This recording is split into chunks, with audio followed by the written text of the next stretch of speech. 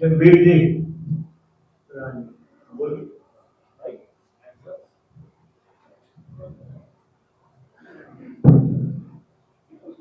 Hello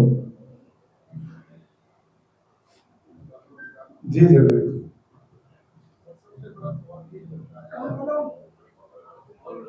sir सबसे बड़ा सवाल यही होता है कि सबसे संशय है कि इससे उत्पादन कम होगा, किसान का घर का परिवार का पालन पोषण कैसे कर पाएगा। सरकार कुछ सहयोग करे, उसको आश्वासन करे कि उत्पादन अगर थोड़ा बहुत भी कम भी हुआ तो उससे परिवार का पालन पोषण होगा। यानी कि मंडी में जो 25 रुपए किलो बिकता है 30-35 रुपए उसका घाटा हो, तो ऐसा कोई प्रावधान है, किसान को आश्वासन मिलेगा। बहुत अच्छा प्रश्न आपने किया है। इसके समाधान के लिए देखो, इस समय 3 प्रकार की खेती है। एक है रासायनिक खेती जिसकी मैंने चर्चा की, दूसरा है ऑर्गेनिक फार्मिंग, जैविक खेती। आप जितने यहाँ बैठे हैं लगभग उसको समझते हैं। मैं जो चर्चा कर रहा हूं वो प्राकृतिक खेती की कर रहा हूं। ये खेती जिसकी मैं चर्चा करता हूं वो जैविक खेती नहीं है, ऑर्गेनिक फार्मिंग नहीं है। ऑर्गेनिक फार्मिंग, जैविक खेती भारत सरकार और प्रदेश सरकारें पिछले 30-40 साल से किसानों को करवा रही, लेकिन वो कोई मॉडल नहीं बने। क्यों नहीं बने? क्योंकि उसमें उत्पादन पूरा नहीं मिलता, किसान की मेहनत कम नहीं होती और उसमें इनकम भी नहीं होती। लेकिन प्राकृतिक खेती जैविक खेती से बिल्कुल अलग है। ये खेती है सूक्ष्म जीवाणु की खेती। ये खेती है देसी गौ माता पे आधारित कृषि जिसकी मैं बात करता हूँ। ये सूक्ष्म जीवाणुओं की खेती। इसमें भारी भरकम ट्रॉली भर भर के गोबर की खाद की जरूरत नहीं पड़ती। वो जैविक खेती में, जैविक खेती में उत्पादन इसलिए नहीं मिलता कि गोबर की खाद उसमें सीधी डालते हैं। अब जितने सूक्ष्म जीवाणु उसमें वो उतने ही रह पाते हैं। लेकिन मैं जिस खेती की बात कह रहा हूं इसमें सूक्ष्म जीवाणु बढ़ाने का काम हम करते हैं। और तरीका क्या है? एक ड्रम ले लो 200 लीटर का, किसान उसे वहां रखता था, गाय पशु बनते हैं, पानी से उसको भर लो, लगभग 180 लीटर पानी। ये जो देसी गाय है ना, इस पर रिसर्च हुई है, मैंने करवाई है और बहुत लोगों ने, मैंने यूनिवर्सिटी में कराई। मैंने ऊंट का, गधे का, घोड़े का, बकरी का, जर्सी गाय का, होस्टन गाय का, भैंस का और देसी गाय का, इन सब के गोबर अलग अलग इकट्ठे किए, सुखा के, और मैंने कपड़े की थैली बनाई और उसमें उनके अलग अलग गोबर रखे और उस पर नंबरिंग लगाई। उस पर नाम नहीं लिखा है किस पशु का, वो मैंने अपनी डायरी में लिखा है। 1 नंबर भैंस का है, 2 नंबर जर्सी गाय का, 3 नंबर होस्टन गाय का, 4 नंबर देसी गाय का, 5 ऊंट का, 3 बकरी का। ऐसे मैंने करके, माइक्रोबायोलॉजी के साइंटिस्ट हैं बलजीत सारन, डॉक्टर बलजीत सारन, अभी एग्रीकल्चर यूनिवर्सिटी हिसार में सीनियर साइंटिस्ट, उनको मैंने भेजा। 6 महीने उन्होंने रिसर्च किया और उसके बाद जो थैली पकड़ाई ना उसने मेरे को, उसमें ये नहीं पता था इसमें किसका नंबर थे, लेकिन वो थैली भारतीय नस्ल की साहिवाल गाय की। और उसने कहा जी ये वरदान है तो खेती के लिए। क्या पाया उसने? बाकी जितने भी पशु हैं सबके गोबर में सूक्ष्म जीवाणु हैं, लेकिन उनकी मात्रा देसी गाय के बराबर कहीं नहीं दिखती। देसी गौमाता के 1 ग्राम गोबर में 300 करोड़ से ज्यादा बैक्टीरिया पाए। 1 ग्राम में 300 करोड़ से ज्यादा, और वो एक तरह के नहीं, सैकड़ों तरह के। गजब देखिए आप, मानो भगवान ने उसकी आंतों में किसान के लिए फैक्ट्री लगा के भेजी है। हम जो गौ माता की, आप भी बोलो गौ माता की, गौ माता की, ना दूध पिएंगे ना गौ पालेंगे, गौ माता की हो जाएगी। ये प्रोग्राम चल रहा है, क्यों विदाई? गौ माता की जय। मेरे से भी गाय भेंट होगी, उससे भी होगी। गाय का तिलक कर दिया, होगी गौ माता की। अब मेरी समझ में आया, गौ तो भाई वरदान है भगवान का। इसका घी दूध तो है अमृत, गोबर गौमूत्र खेती के लिए उससे भी ज्यादा वरदान है। और देखिए, मैंने फिर जब रिसर्च किया तो ये गाय छोड़ रखी ना सड़कों पर लोगों ने दूध पी के, मैंने ये पकड़वाई, इनका भी गोबर मैंने भेजा, उसमें वो सूक्ष्म जीवाणु 500 करोड़ तक पाए 1 ग्राम में। मैंने उस साइंटिस्ट को कहा, भाई ये अंतर क्यों है? ये पाया जो उसकी एनर्जी दूध देने में लगती थी वो दूध नहीं देती, तो उसने अपने पास नहीं रखा, वो गोबर के द्वारा जीवाणु बढ़ा के दे दी खेती के लिए। कितना उपकारी प्राणी है। तो हम क्या करते हैं, एक ड्राम लिया, 180 लीटर पानी भर दिया, ये देसी गाय 24 घंटे में लगभग 10 किलो गोबर देती है और 10 किलो गोमूत्र, ऊपर नीचे 8-10 किलो।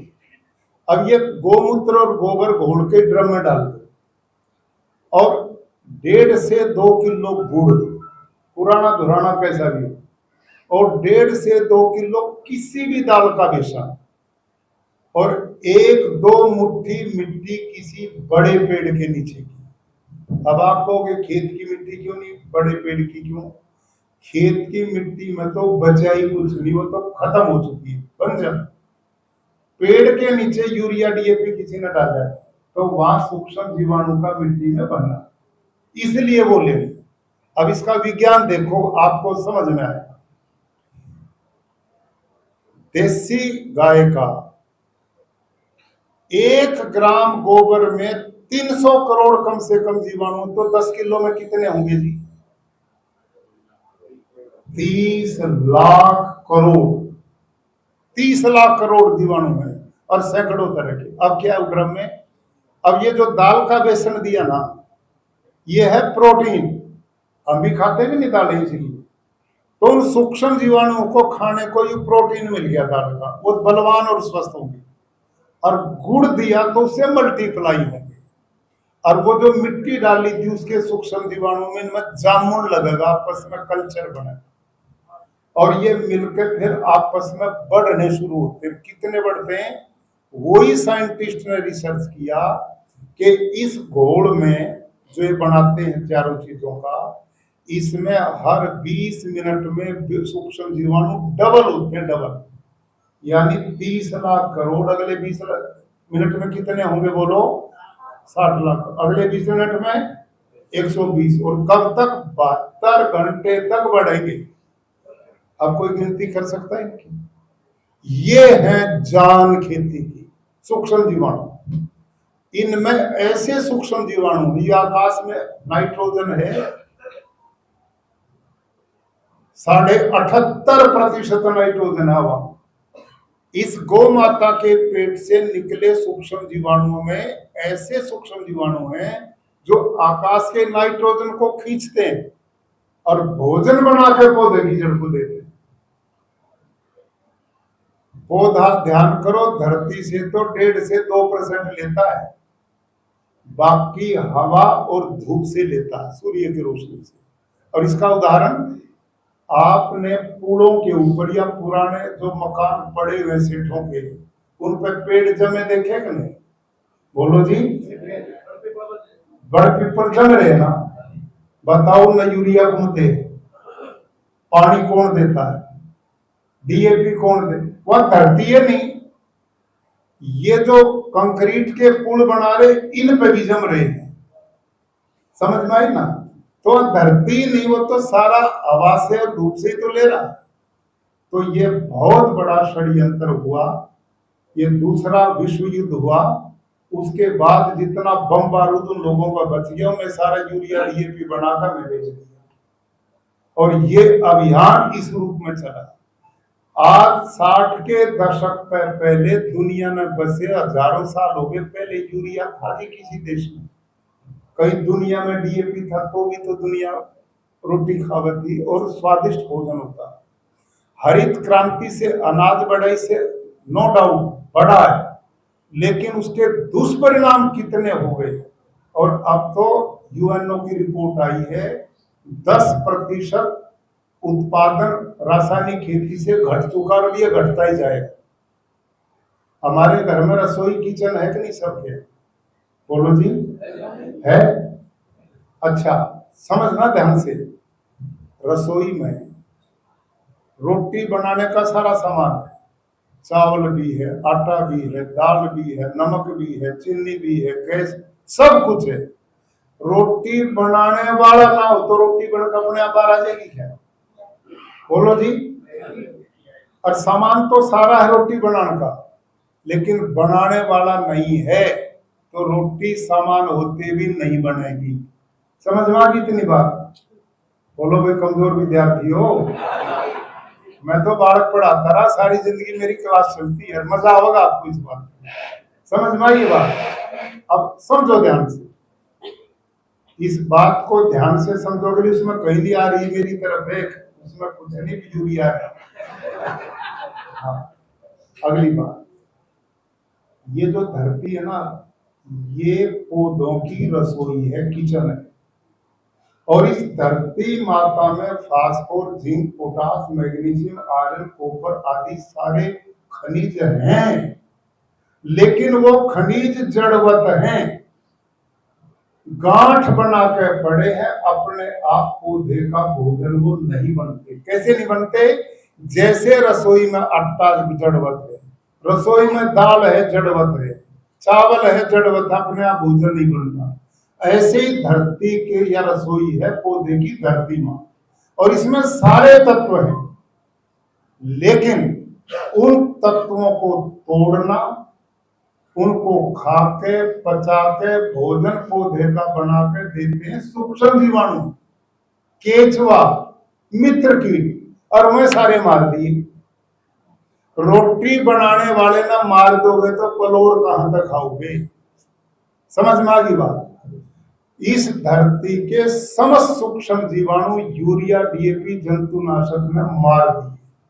और ये इतना बड़ा षड्यंत्र है, ना मारते तो इनका यूरिया, डीएपी नहीं बिकता। ये जो सूक्ष्म जीवाणु हैं, बंधु ने मेरे से बात की, जैविक खेती में उत्पादन घटता है क्योंकि उसमें सूक्ष्म जीवाणु बढ़ाने का प्रोग्राम नहीं, वो जैसा है उतने ही रहते हैं। हमारी प्राकृतिक पद्धति में ये जीवामृत, घन जीवामृत बनाकर हम सूक्ष्म जीवाणुओं को लाखों करोड़ गुना बढ़ा देते हैं। जब ये ज्यादा होंगे तो धरती का ऑर्गेनिक कार्बन बढ़ेगा, वो बढ़ेगा तो उत्पादन बढ़ेगा। मैं गुरुकुल में 200 किले में खेती करता हूँ कुरुक्षेत्र में, आप खेत देखो, मैं यूरिया, डीएपी वालों से ज्यादा उत्पादन लेता हूँ। मेरी धरती सोना बना, और पूरे देश में जिस आदमी ने इसको सही विधि से कर लिया, वो इसको छोड़ ही नहीं सकता। धरती की काया बदल देती। मेरे खेत में बान होगा ना, तुम भाज नहीं सकते उसमें के फुट पैर जमीन में चले जाते, इतनी मुलायम है। और आप इनकी धरती ने देखो, पत्थर होगी, पानी नहीं पीती धरती, ये हालत होगी। तो ये जो चिंता है कि उत्पादन घटेगा, ये जैविक खेती में, प्राकृतिक खेती में नहीं है।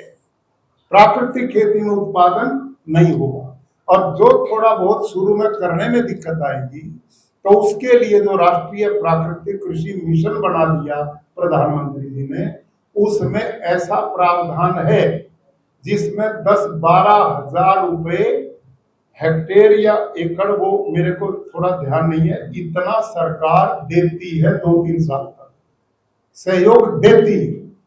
और इसमें और भी सुविधाएं बढ़ने वाली है।